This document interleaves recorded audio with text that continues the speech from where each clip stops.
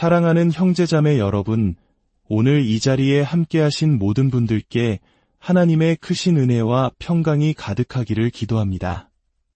잠시 세상의 소음에서 벗어나 우리 영혼을 위한 귀한 말씀에 귀 기울이는 이 시간이 여러분의 삶의 깊은 위로와 새로운 힘을 더하는 축복의 통로가 되기를 소망합니다. 만약 오늘 나누는 이 이야기가 여러분의 마음에 작은 울림이라도 준다면 그 은혜를 주변의 다른 이들과도 함께 나누어 주십시오. 여러분의 나눔을 통해 하나님의 사랑이 더 널리 퍼져나갈 수 있을 것입니다. 자, 이제 잠시 시간을 거슬러 올라가 보겠습니다. 신약시대 초대 교회의 모습을 한번 상상해 보십시오. 아주 중요한 사실 하나가 있습니다. 그 당시에는 그 누구도 개인적으로 성경책을 가지고 있지 않았습니다. 주일 아침 가죽 표지로 된 성경책을 옆에 끼고 교회에 오는 사람은 단 한 명도 없었습니다. 성경을 한 권 소유한다는 것은 상상조차 할 수 없을 만큼 비싼 일이었기 때문입니다. 그래서 사도 바울과 같은 하나님의 사람에게서 온 편지가 교회에 도착하면 모든 성도들이 한자리에 모여 그 편지를 처음부터 끝까지 한 번에 낭독하는 것을 들었습니다. 이 편지들은 원래부터 그렇게 읽히도록 쓰여졌습니다. 따라서 바울이 펼쳐나가는 논리와 그의 생각의 흐름을 제대로 이해하기 위해서는 편지 전체를 한 번에 쭉 따라 읽으며 듣는 것이 매우 중요했습니다. 오늘 우리는 로마서 전체를 다룰 시간은 없지만 지금까지 바울이 어떤 이야기를 해왔는지 잠시 짚어보는 것은 매우 중요합니다. 로마서 1장과 2장에서 바울은 이방인뿐만 아니라 유대인에게도 해당하는 죄와 죄책감이라는 개념을 소개합니다. 그는 모든 인간이 하나님 앞에서 죄인임을 분명히 선언합니다. 그리고 3장에 이르러 이 죄의 문제를 더욱 깊이 파고들며 마침내 믿음으로 말미암는 즉 칭이라는 위대한 개념을 제시합니다. 4장에서는 믿음의 조상 아브라함이 바로 이 믿음으로 의롭게 된 가장 위대한 예시임을 보여줍니다. 아브라함이 하나님을 믿으니 하나님께서 그것을 그의 의로 여기셨다고 성경은 증언합니다. 5장에서는 신학적으로 매우 중요한 설명이 등장합니다. 첫사람 아담의 불순종으로 어떻게 죄가 세상에 들어왔으며 마지막 아담이신 예수 그리스도의 순종으로 어떻게 그 죄의 문제가 해결되었는지를 극적으로 대비시킵니다. 첫 아담이 죄와 죽음을 가져왔다면 마지막 아담은 생명과 구원을 가져왔습니다. 이 거대한 구원의 서사를 배경으로 우리는 드디어 로마서 6장에 도달합니다.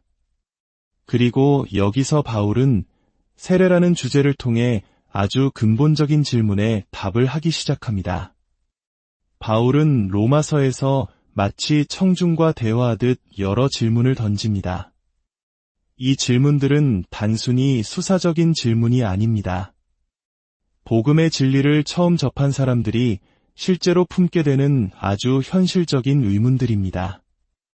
왜냐하면 그리스도를 알지 못하는 사람들에게 복음은 그저 이해할 수 없는 어리석은 이야기처럼 들리기 때문입니다. 고린도전서 1장에서 바울이 말했듯 십자가의 도는 멸망하는 자들에게는 미련한 것이요 구원을 받는 우리에게는 하나님의 능력입니다. 그리스도께서 우리 죄를 위해 대신 죽으셨다는 이야기, 그분을 믿는 믿음이 죄 문제의 유일한 해답이라는 말을 들었을 때 사람들은 질문을 던지기 시작합니다. 3장 1절에서 바울은 이렇게 묻습니다. 그런즉 유대인의 나음이 무엇이냐? 1장과 2장에서 모든 사람이 하나님 앞에 죄인이라고 선언했으니 유대인 청중은 당연히 이런 질문을 할 수밖에 없었습니다. 그렇다면 유대인으로 사는 것의 이점은 도대체 무엇인가? 또 다른 질문도 나옵니다. 만일 하나님이 나를 죄의 본성을 가진 존재로 만드셨다면 왜 나에게 죄의 책임을 물으시는가? 그것은 불의한 것이 아닌가? 이 질문은 오늘날에도 다른 형태로 반복됩니다. 어떤 이들은 말합니다. 하나님이 나를 이렇게 만드셨는데 왜 그리스도인들은 나의 삶의 방식을 정죄하는가? 이 질문의 본질은 결국 하나님의 성품을 공격하고 우리가 믿는 하나님이 사실은 사악하고 불공평한 신이라고 말하려는 것입니다. 4장 1절에서는 또 다른 중요한 신학적 질문이 제기됩니다. 그런즉 육신으로 우리 조상인 아브라함이 무엇을 얻었다 하리요? 만약 3장에서 말한 대로 구원이 오직 믿음으로 말미암는 것이라면 아브라함의 행위는 무슨 의미가 있었느냐는 질문입니다. 이것은 매우 중요한 질문입니다. 왜냐하면 오늘날에도 많은 신실한 기독교인들조차 구약시대 사람들은 율법을 지켜서 구원받았고 신약시대에 와서야 비로소 믿음으로 구원받게 되었다고 오해하기 때문입니다. 하지만 진실은 그와 정반대입니다. 바울은 로마서 4장에서 아브라함이 자신의 어떠한 행위로도 구원받지 않았음을 명확히 보여줍니다. 구약의 그 누구도 자신의 행위로 구원받은 사람은 없습니다. 구원의 길은 단 하나뿐이었고 지금도 단 하나뿐입니다. 구원은 오직 믿음으로만 가능합니다. 사랑하는 여러분, 아브라함이 만약 믿음이 아닌 다른 것으로 구원받으려 했다면 그는 결코 구원받지 못했을 것입니다. 그는 결코 순종적인 사람이 아니었습니다. 아내를 누이라고 속이는 거짓말을 했고 아내가 아닌 다른 여인과 관계하여 아이를 낳는 간음죄를 저질렀습니다. 아브라함은 거짓말쟁이여 간음한 자였습니다.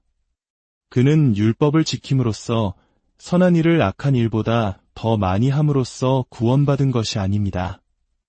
우리의 모든 생각과 행동 하나하나가 심판받는다는 사실을 깨달을 때 그 누구도 자신의 선행으로 하나님 앞에 설 수 없습니다. 로마서 3장에서 바울이 선언한 것처럼 의인은 없나니 하나도 없으며 모든 사람이 죄를 범하였음에 하나님의 영광에 이르지 못하더니 아브라함도 그 누구도 자신의 의로움으로 구원받을 수 없습니다. 그는 오직 믿음으로 오직 믿음 하나로 구원받았습니다. 이 모든 배경을 마음에 품고 이제 로마서 6장의 핵심 질문으로 들어가 보겠습니다. 6장 1절은 이렇게 시작합니다. 그런즉 우리가 무슨 말을 하리요? 은혜를 더하게 하려고 죄에 거하겠느냐? 아마 여러분도 이와 비슷한 질문을 받아보신 적이 있을 겁니다. 예수님을 믿기만 하면 구원받는다고? 그럼 이제부터는 내 마음대로 살아도 된다는 뜻인가? 이것이 바로 세상이 복음에 대해 던지는 가장 흔한 질문 중 하나입니다. 바울은 로마서 6장에서 바로 이 질문에 답하며 그 답의 중심에 세례를 놓습니다. 왜냐하면 세례는 바로 죄와 은혜가 만나는 교차점에서 일어나는 사건이기 때문입니다. 우리가 죄인이라는 사실을 인정할 때 사람들은 그 문제에 대한 해결책으로 죄를 짓지 않는 것을 떠올립니다. 이것이 바로 율법주의적인 반응입니다. 내가 죄인이라고? 그럼 율법을 모두 지키고 모든 종교의식을 행해야지. 이스라엘 백성이 자주 빠졌던 함정이 바로 이것이었습니다. 그들은 구원이 자신들이 행하는 외적인 행위에 달려있다고 믿었습니다. 제가 이스라엘에 여러 번 방문했을 때 율법주의의 속박이 얼마나 강력한지를 목격한 경험이 있습니다.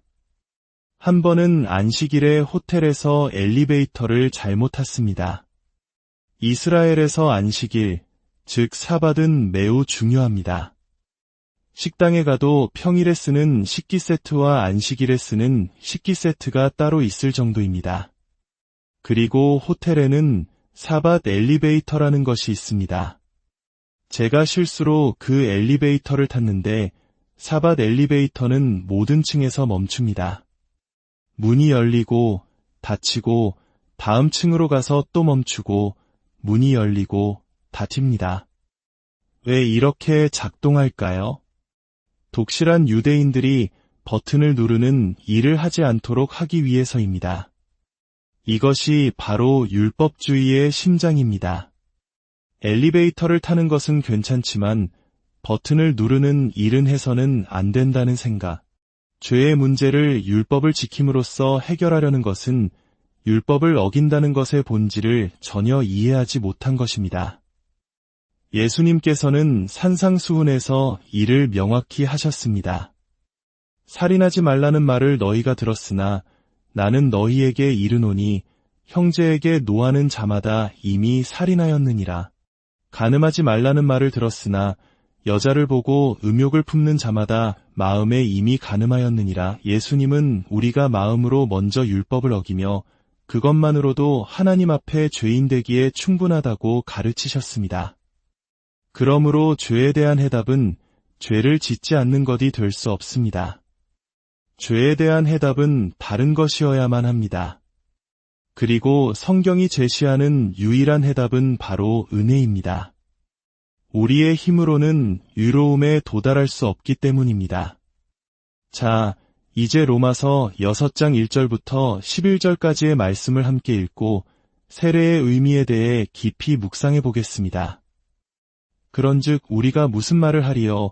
은혜를 더하게 하려고 죄에 거하겠느냐? 그럴 수 없느니라. 죄에 대하여 죽은 우리가 어찌 그 가운데 더 살리어 무릇 그리스도 예수와 합하여 세례를 받은 우리는 그의 죽으심과 합하여 세례를 받은 주를 알지 못하느냐?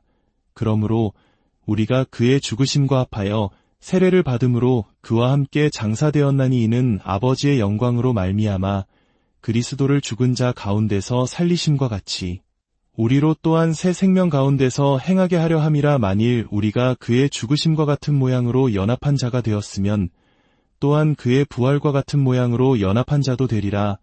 우리가 알거니와 우리의 옛사람이 예수와 함께 십자가에 못 박힌 것은 죄의 몸이 죽어 다시는 우리가 죄에게 종 노릇하지 아니하려 함이니 이는 죽은 자가 죄에서 벗어나 의롭다 하심을 얻었음이라. 만일 우리가 그리스도와 함께 죽었으면 또한 그와 함께 살 줄을 믿노니 이는 그리스도께서 죽은 자 가운데서 살아나셨음에 다시 죽지 아니하시고 사망이 다시 그를 주장하지 못할 줄을 알미로라. 그가 죽으심은 죄에 대하여 단번에 죽으심이요 그가 살아계심은 하나님께 대하여 살아계심이니 이와 같이 너희도 너희 자신을 죄에 대하여는 죽은 자요 그리스도 예수 안에서 하나님께 대하여는 살아있는 자로 여길지어다. 이 말씀 속에는 풀어야 할 깊은 의미가 담겨 있습니다. 이 말씀은 상징적인 언어인 동시에 실제적인 사건에 대한 문자적인 언어이기도 합니다. 세례는 본질적으로 상징적이지만 모든 위대한 상징이 그렇듯 그것은 실제하는 무언가를 가리킵니다. 그렇다면 세례는 무엇을 상징할까요? 첫째, 세례는 그리스도와의 연합을 상징합니다. 5절 말씀처럼 우리가 그의 죽으심과 연합했다면 그의 부활과도 연합하게 될 것입니다. 4절에서는 우리가 세례를 통해 그와 함께 장사되었다고 말합니다. 세례는 그리스도와의 연합을 상징하는 의식입니다. 물론 세례 자체가 우리를 그리스도와 연합시키는 것은 아닙니다. 세례는 이미 일어난 영적 연합의 상징입니다. 하나님께서 행하시는 신비로운 연합, 우리 눈에는 보이지 않지만 실제하는 그 연합을 가리키는 것입니다. 이것은 우리 삶의 다른 의식들과도 비슷합니다. 졸업식을 생각해 보십시오. 졸업식에서 학사모를 쓰고 졸업장을 받는다고 해서 갑자기 다른 사람이 되는 것은 아닙니다. 졸업식이 끝난 후에도 여전히 똑같은 사람처럼 느껴질 수 있습니다. 하지만 그 의식은 실제적인 의미를 지니며 그날 이후로 당신은 공식적으로 졸업생이 됩니다. 결혼식은 더욱 강력한 예입니다. 결혼 서약을 하고 반지를 교환하는 그 순간 하늘이 열리고 특별한 감정이 쏟아지는 것은 아닐 수 있습니다. 하지만 그 순간 이후 두 사람 사이에는 신비로운 연합이 형성됩니다. 법적으로, 사회적으로, 영적으로 두 사람은 하나가 됩니다. 피 한 방울 섞이지 않은 사람이 내 인생에서 가장 가까운 사람이 되는 놀라운 일이 일어납니다. 세례도 마찬가지입니다. 세례는 단순히 물에 들어갔다 나오는 행위가 아닙니다. 그것은 내면에서 이미 일어난 실제적인 변화를 외적으로 표현하는 공적인 의식입니다. 오늘날 어떤 이들은 세례 자체가 구원을 주는 행위라고 주장하는 세례 중생을 이야기하지만 성경은 구원이 오직 믿음으로 말미암는다고 분명히 말합니다. 만약 구원이 세례를 통해 이루어진다면 그것은 더 이상 믿음으로 말미암는 것이 아닙니다. 예수님과 함께 십자가에 달렸던 강도를 기억해 보십시오. 예수님은 그에게 오늘 내가 나와 함께 낙원에 있으리라고 약속하셨습니다. 그가 십자가에서 내려와 세례를 받고 다시 올라가 죽음을 맞이하지 않았다면 그의 구원은 세례에 의한 것이 아니었습니다. 본문 3절을 다시 보십시오. 무릇 그리스도 예수와 합하여 세례를 받은 우리는, 여기서 말하는 세례는 물세례 이전에 믿음을 통해 일어나는 영적인 실제, 즉 성령 세례를 의미합니다. 우리가 믿음으로 그리스도와 연합될 때 영적으로 그분의 죽으심과 부활에 동참하게 됩니다. 그리고 우리가 받는 물세례는 이미 일어난 그 내적이고 영적인 실제를 외적으로 표현하는 것입니다. 둘째, 세례는 죄로부터의 시듬을 상징합니다. 신약 시대 이전의 유대인들은 성전에 들어가기 전 미크베라는 정결 예식용 목욕탕에서 몸을 씻는 의식을 행했습니다. 이것 또한 일종의 세례였습니다. 그들은 죄를 씻고 정결해지기 위해 반복해서 이 의식을 행해야 했습니다. 하지만 그리스도께서 오셔서 우리 죄를 위해 단번에 영원한 희생 제사를 드리셨습니다. 그분의 보혈로 우리는 죄 씻음을 받았습니다. 따라서 이제 우리는 반복해서 씻을 필요가 없습니다. 단 한 번의 세례를 통해 그리스도의 피로 이미 이루어진 그 완전한 씻음을 상징적으로 고백하는 것입니다. 셋째, 세례는 죄로부터의 자유를 상징합니다. 7절 말씀은 죽은 자가 죄에서 벗어나 유롭다 하심을 얻었음이라고 말합니다. 이것은 우리가 더 이상 죄의 노예가 아니라는 선언입니다. 물론 이것이 우리가 다시는 죄를 짓지 않는다는 의미는 아닙니다. 우리의 구원은 이미 그러나 아직의 긴장 속에 있습니다. 우리는 구원을 통해 죄의 형벌에서는 완전히 해방되었습니다. 이것이 칭의입니다. 그리고 우리는 죄의 권세로부터 점진적으로 자유로워지고 있습니다. 이것이 바로 성화의 과정입니다. 마지막으로 우리가 주님과 함께 영광 가운데 거하게 될 때 우리는 죄의 존재 자체로부터 완전히 해방될 것입니다. 이것이 영화입니다. 성화는 평생에 걸쳐 이루어지는 과정입니다. 어제보다 오늘 더, 오늘보다 내일 더 그리스도를 닮아가는 여정입니다. 이 땅에서 완벽에 이를 수는 없지만 우리는 그 목표를 향해 나아갑니다. 넷째, 세례는 새로운 생명을 상징합니다. 11절은 너희 자신을 죄에 대하여는 죽은 자요, 그리스도 예수 안에서 하나님께 대하여는 살아있는 자로 여길지어다 라고 명령합니다. 우리는 이제 새로운 생명을 얻었습니다. 이 새로운 삶 속에서 우리는 죄에 대해 죽었고 하나님을 향해 살아 있습니다. 이것이 쉽고 자동적으로 이루어지는 과정일까요? 이스라엘 백성의 출애굽 이야기를 떠올려 보십시오. 하나님은 그들을 이집트의 노예 생활에서 구출하시고 홍해를 건너게 하셨습니다. 이것은 구원의 위대한 그림입니다. 그러나 자유를 얻은 지 얼마 지나지 않아 그들은 광야에서 금송아지를 만들어 우상 숭배에 빠졌습니다. 왜 그랬을까요? 이스라엘 백성을 이집트에서 꺼내는 것보다 그들 마음속에 남아있는 이집트를 꺼내는 것이 훨씬 더 어려웠기 때문입니다. 우리도 마찬가지입니다. 우리는 죄 속에서 태어나 죄를 사랑하며 살았습니다.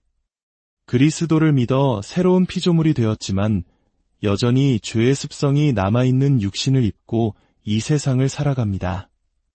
그래서 우리 안에는 끊임없는 영적 전쟁이 있습니다. 옛사람과 새사람의 싸움입니다. 사랑하는 형제자매 여러분, 세례는 우리가 다시는 죄를 짓지 않을 것이라는 보증수표가 아닙니다. 세례를 받았다고 해서 유혹에 넘어지지 않는다는 뜻도 아닙니다. 군인이 선서를 했다고 해서 즉시 완벽한 군인이 되는 것이 아니라 훈련을 통해 성장하듯, 부부가 결혼 서약을 했다고 해서 완벽한 남편과 아내가 되는 것이 아니라 평생을 통해 서로를 알아가고 사랑을 키워가듯 우리의 신앙도 마찬가지입니다. 우리의 연합은 세례받는 그날 시작되었지만 시간이 지나면서 더욱 깊어지고 성숙해 갑니다. 그러므로 죄를 짓고 나서 괴로워하며 자신의 구원에 대해 의심하는 분이 있다면 저는 오히려 그분을 걱정하지 않습니다. 왜냐하면 그 마음의 괴로움이야말로 성령께서 그 안에 살아계시다는 증거이기 때문입니다. 정말로 걱정해야 할 사람은 죄를 짓고도 아무런 가책을 느끼지 않으며 오히려 자신의 죄를 정당화하는 사람입니다. 세례는 아름답습니다.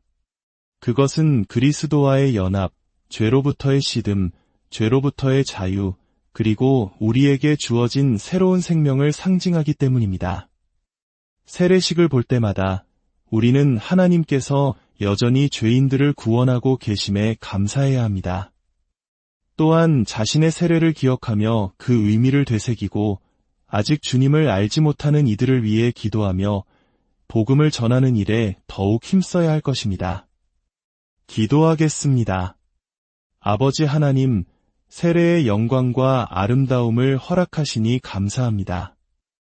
이 모든 영광이 오직 우리를 위해 죽으시고 장사되셨다가 부활하신 예수 그리스도의 영광과 아름다움에 뿌리 내리고 있음을 고백합니다. 주님의 그 위대한 승리가 주님을 믿는 모든 이들의 삶 가운데 실제가 되게 하여 주옵소서. 이 진리 안에서 평안을 누리게 하시고 이 진리를 담대히 선포하며 살아가게 하여 주옵소서. 이 모든 말씀 우리 주 예수 그리스도의 이름으로 기도드립니다.